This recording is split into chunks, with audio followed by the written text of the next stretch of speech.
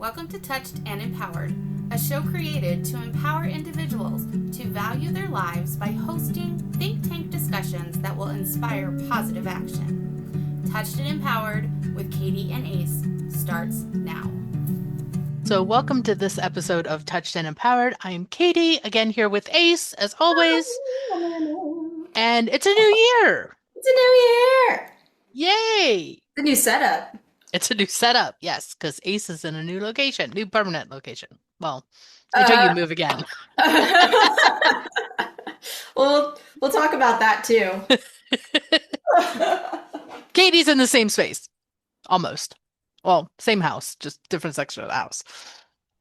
There you go. There we go. So, we were trying to figure out what to talk about. And it being a new year, we figured we would revisit what has changed in, say, the last decade. Oh, the last Oh, decade. I can't believe 2016 was a decade ago. I don't I don't know if I look any different. So here's the Should we pull up the Facebook and we can I don't want to pull up my Facebook for 2016 because I was a completely different person 10 years ago. I was like moving here. Oh, that's right. I was moving You to told Los me before Angeles. that that was when you moved to Los Angeles was about 10 years ago. Exactly, yeah, it was around 10 years ago. I moved to Los Angeles in 2016, 2015, 2016, yeah. Yeah, and that's when I bought my house was 2016. So we were both moving that year. That's interesting. Yeah, it's a parallel. We didn't know each other then. Nope. So I very didn't. different lives back then. Yeah. Very different lives back then. Oh my gosh, I was like still in the beginning of phases of my entertainment and media training. Yeah. I would say career, but I can't say that anymore because apparently millennials we have like eight careers in one. So now it's just one big weirdness. Yeah, it's a your lifetime career. Yeah. The beginning of my lifetime career was like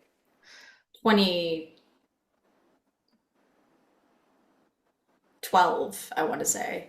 So it's like 2012. yeah, like that's when I started like interning and really knowing what I wanted Hmm. to like start, just start learning how to do. And then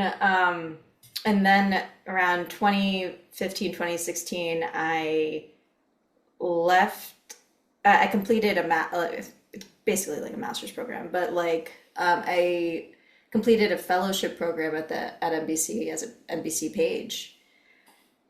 And that was like crazy. I was working like 18-hour days, and then I just had this desire to move to LA because I wanted to grow, number one, and then I wanted to Right. do TV development. But yeah, that was a huge literal leap.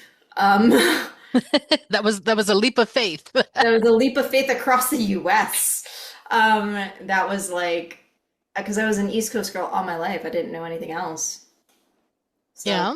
and I Trust wanted me, I'm still on the East Coast. I get it. yeah, just like all like and it was weird because New York started feeling small to me. Oh, interesting. Yeah. And like I remember I made New York my best time ever. Best time ever. And then I felt conclusively like I was ready to go. And then I moved to LA and flipped my life on its head. And yeah, And no looking back. no, looking, I also remember that I was just in, this is gonna sound funny, but I felt like I was constantly, guys were constantly trying to trap me at that time. Like just constantly trying to like marry me or something, keep me in a long relationship with them. And then when I moved to LA, it was the complete opposite.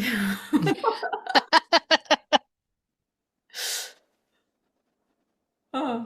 It geographically changing your location definitely changes the perspective of your life because you're completely around different people. Um, let's see, 2016. Okay, so I bought my house. Well, I'm still paying for my house, but we that was when we signed for the house was 2016. Um, First time ever buying a house, so that was a big shift That was big. as to having the realization of that dream of wanting to own my own space. Um, though I didn't really own my own space at that point. I was still very much married, very much involved um, with my corporate job with the auto insurance industry and everything like that. But things shifted, things changed after, moving away from the area that I grew up in. Didn't go far. I mean, I only went, what, like 25 minutes, 30 minutes. It's still like a different mindset. So technically It's definitely a different type of community where I am now than where I was. And I don't know, there's a lot of things that shifted during the last decade, I would say is probably the biggest shift of my life because I went from corporate job, being married. I still had Austin because Austin's like mid early 20s now, so um but he was going through his transition from middle school to high school. I mean, so there was a lot of things shifting in our world, or in my world, anyways, during that time frame, because there was a lot of he was going through the who am I identity crisis that we all go through as preteens, teenagers, middle school, high school time frame, Mhm. in conjunction with moving. So now having to make new friends at a new school. Thankfully, my job stayed the same, so I didn't have to worry too much about that. But my commute became longer. So that was a different shift for me because I now had to learn new traffic patterns and stuff like that. Um, but yeah, they feel like they were simpler then. And I know life was not simple then because I remember how hard it was to do all of the prep work for the finances for buying the house.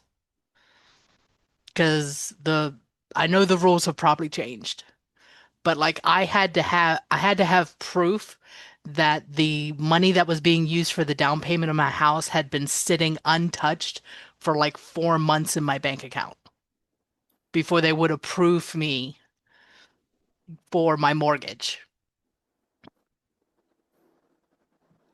And I had the money in the account, hadn't touched it or anything else like that. And then my mom, love her to death, gave me some money to buy new furniture for the house, like a couch, a sofa, a futon, stuff like that. So I deposited this extra money into the quote unquote house account. And the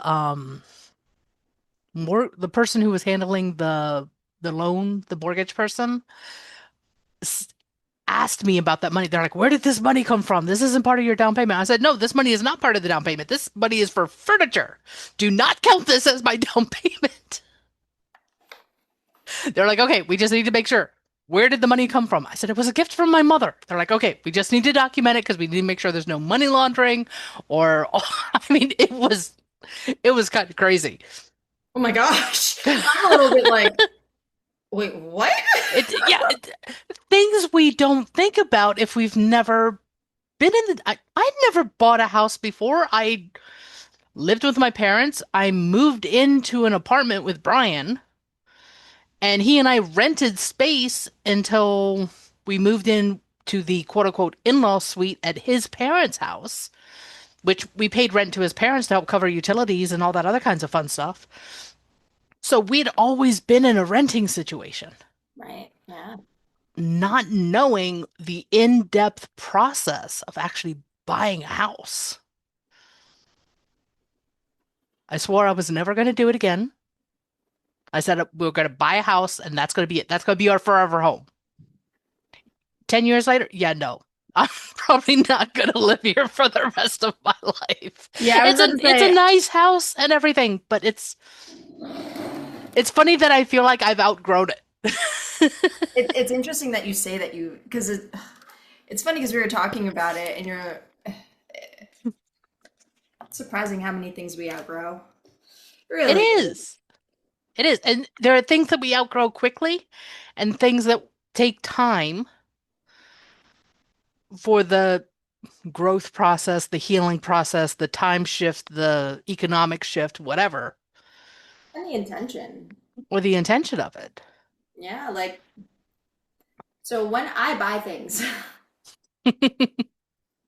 there is the intention a good portion of the time that, oh, this is a temporary item. Really? Oh yeah, like when I especially because I move so much. Well, that's true.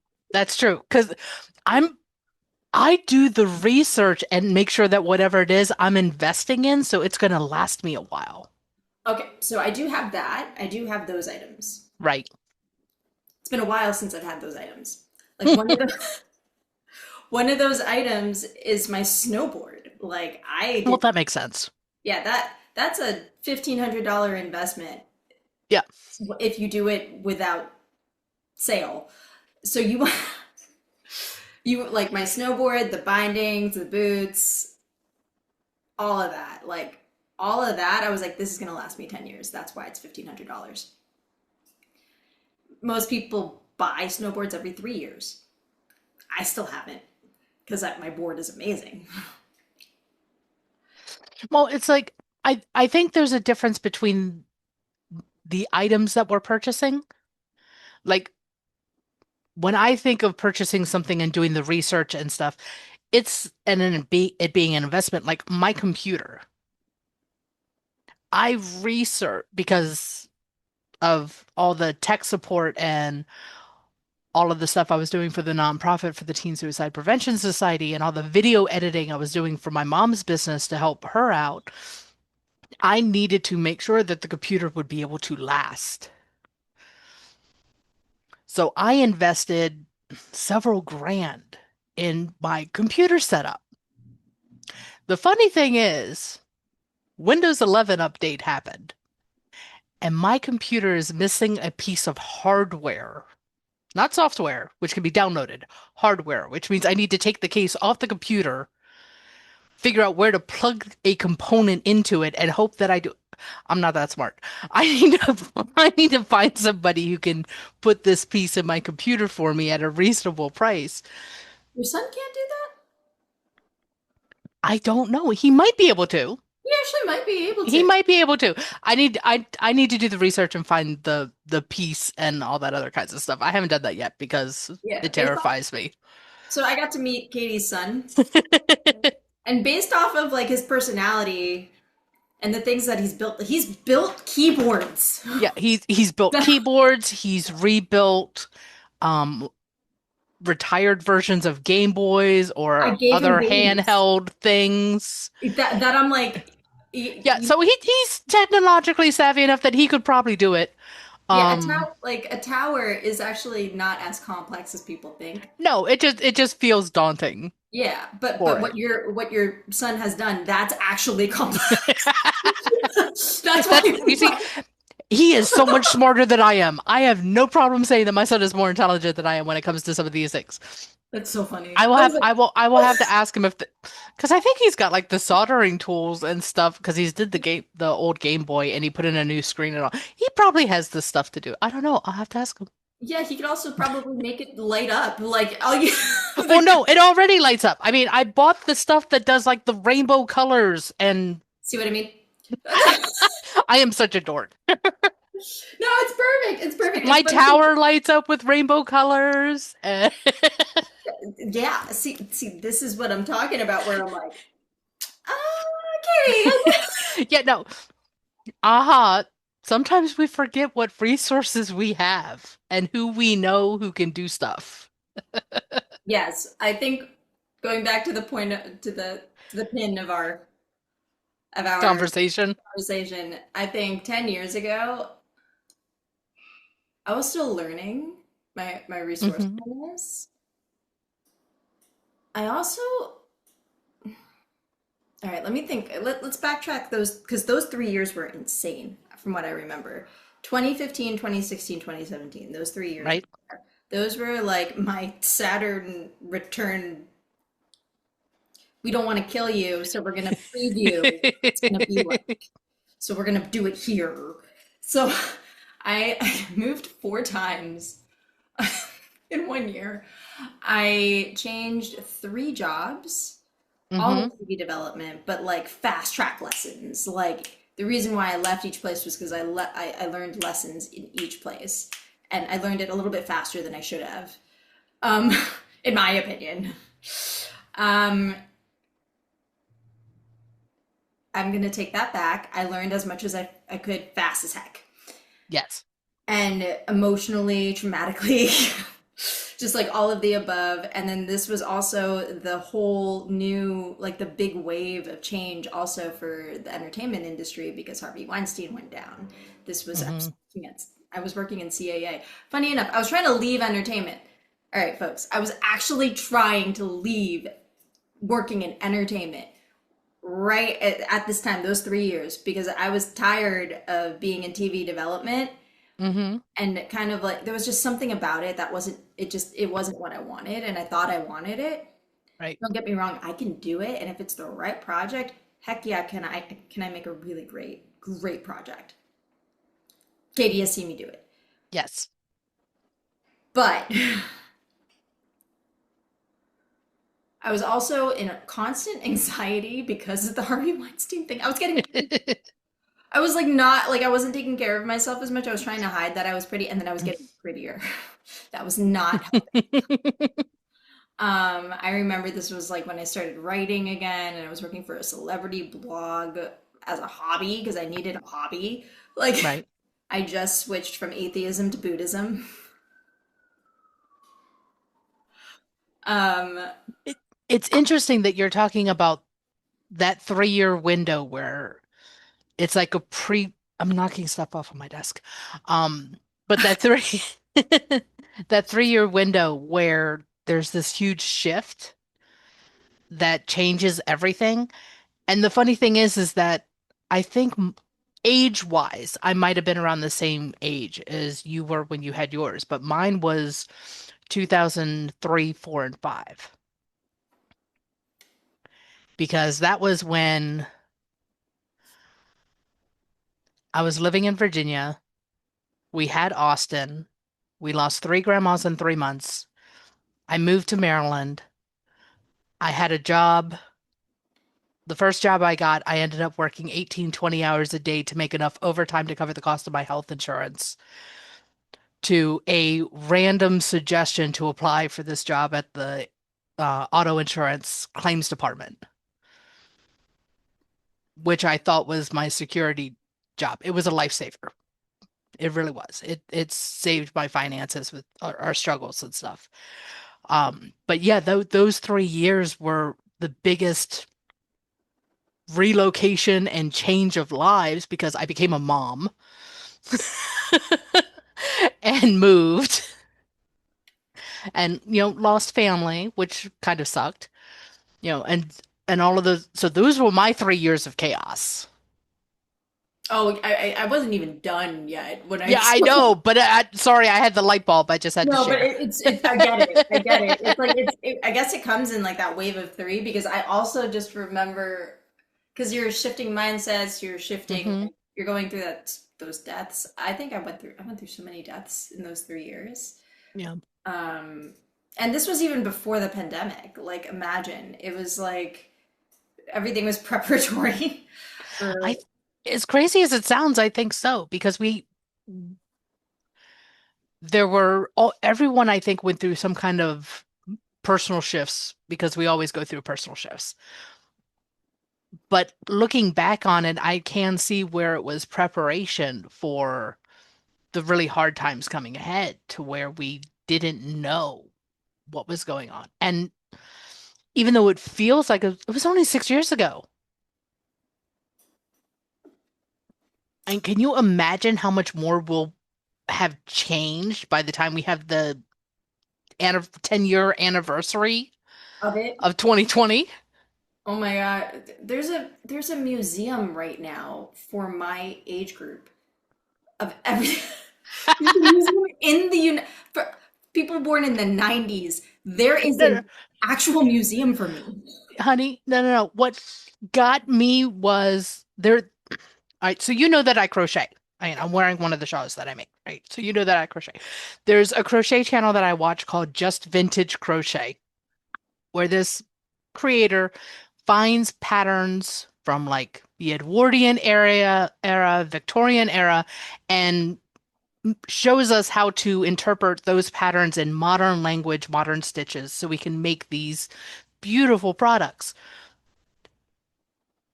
She is now doing crochet patterns from the 80s and 90s and considering them vintage because they're older than 20 years.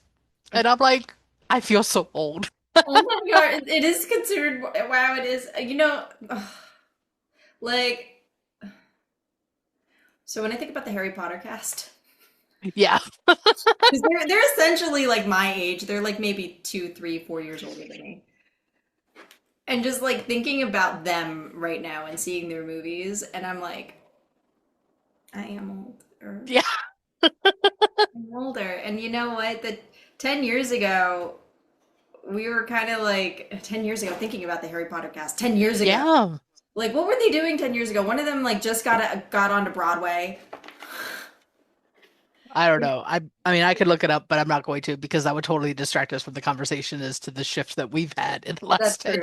That's years. true. I mean, but you know, it's a reflection. You know, Daniel Yeah, Radcliffe. it's a reflection. There was a lot of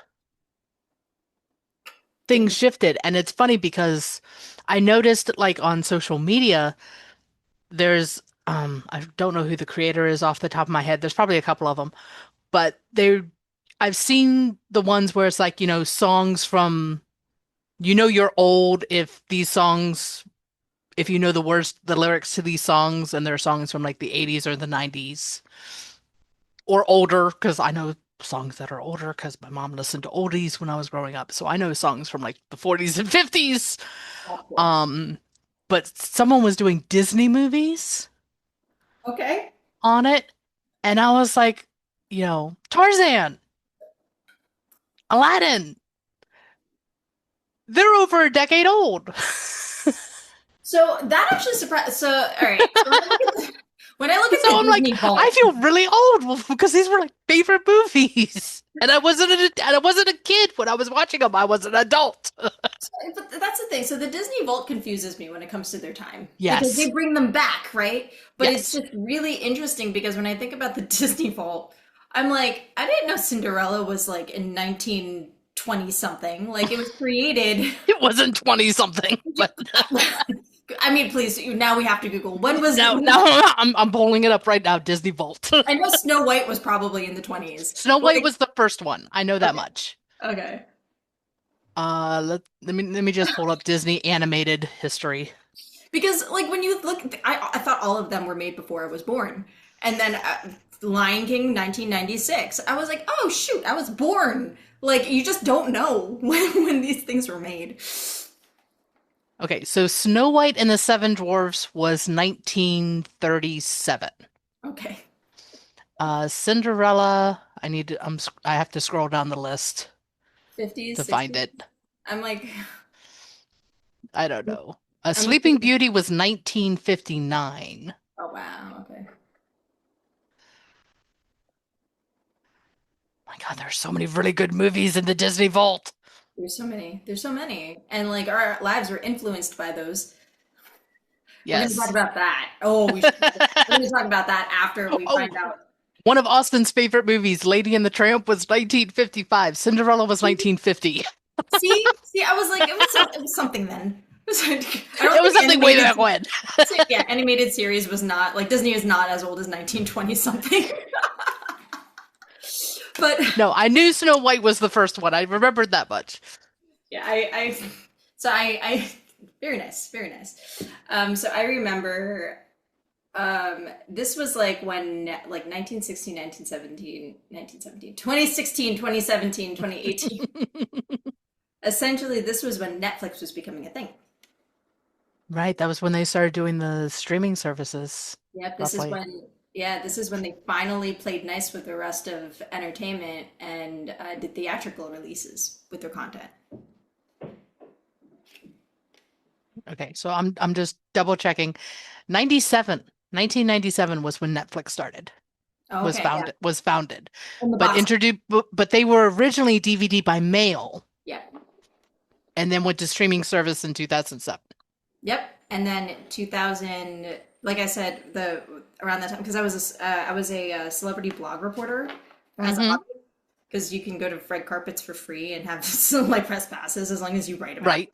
So in LA, so I went and I interviewed Andy Serkis, and Andy Serkis, I those eyes are real because Hmm. he went right up to me and was like, "So nice to see you," and I was like, "Oh my God, hi."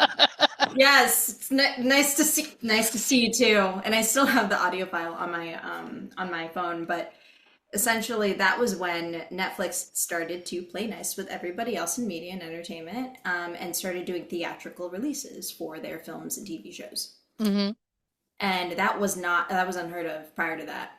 And but they were Oh getting yeah. Emmys, and they were getting like Golden Globes and like, all that fun stuff.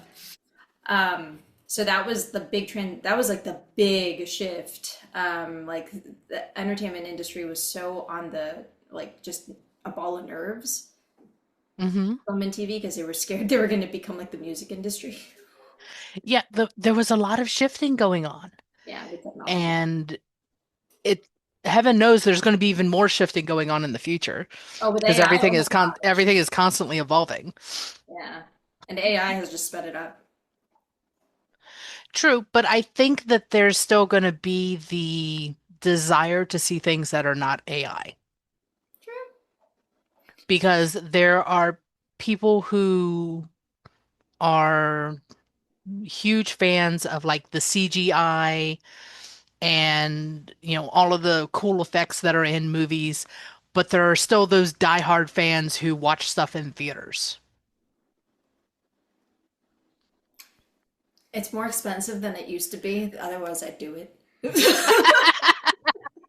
I don't. And like the only time that I do is when like, all right, this is gonna sound really funny.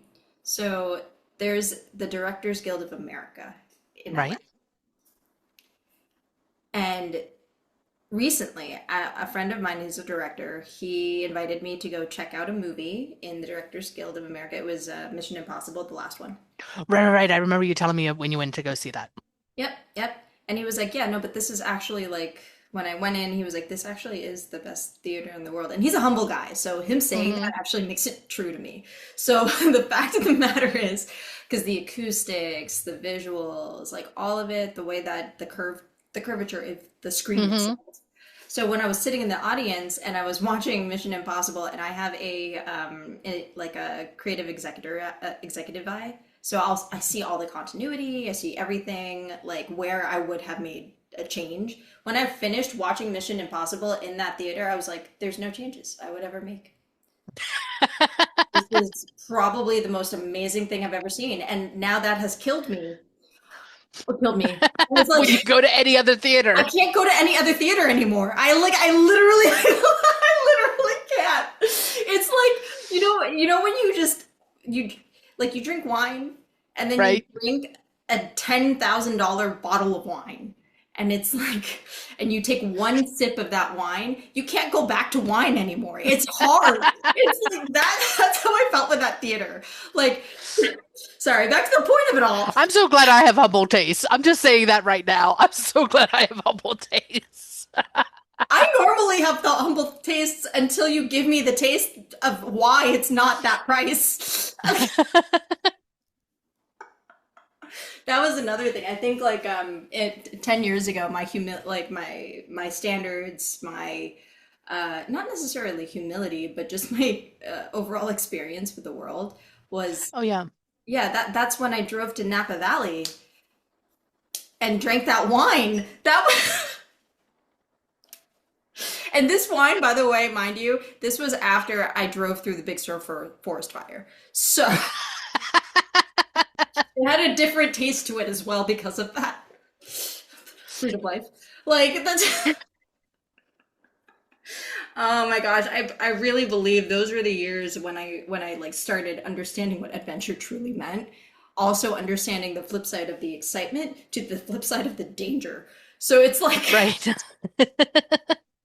that's when I think I started understanding what it really meant to feel alive again.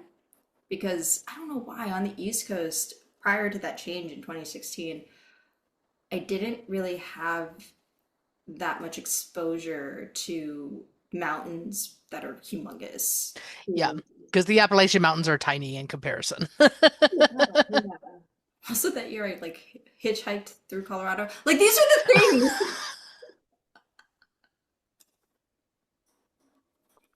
Back at a time when we thought that there were not consequences to our actions and And just we had truly believed that the universe was going to take care of us. Amber Alerts. We didn't have Amber Alerts then, so I wouldn't have. I didn't know that there was a fire that I was going to drive through.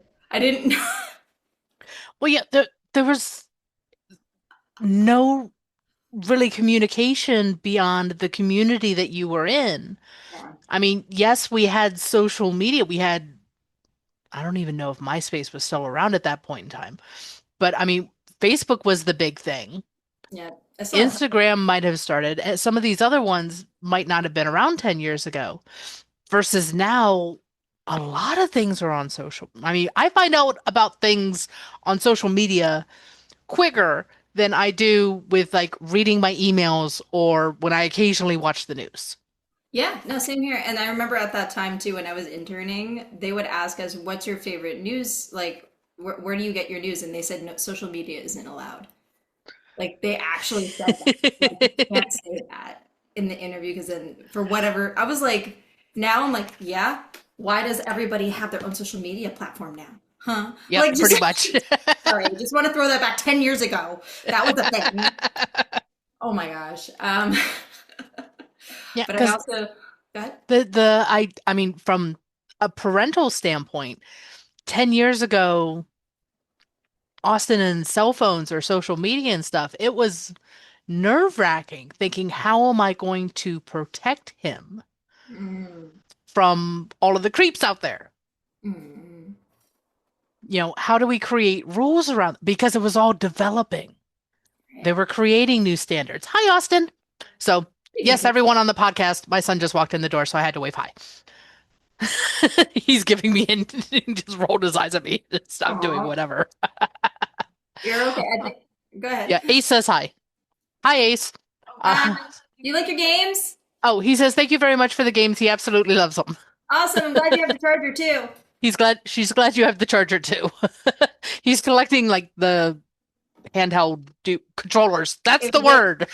yes, it was a, I used to have a Nintendo SP, and that was, He's very grateful. He was very excited to find it, though he did leave the little bag that everything was in here on the table for me, so I could keep the bag. But yeah. he got to take all of that stuff. Speaking of decades, Um, go ahead. but yeah, speaking of a decade, oh my goodness. But unfortunately, like a decade, time flies, and we actually are coming to the end of our recording time on this. I have no idea what we talked about. Was there any division from We this? talked about a shift of everything from 2016 to early 2000s to what's going on. We covered a little bit of everything. So this is just going to be our chaos episode. Yeah, and I'll add one more thing to that. Okay. So I almost died a bunch of times that year going across the United States. I almost died so many times that year. That's just that one year.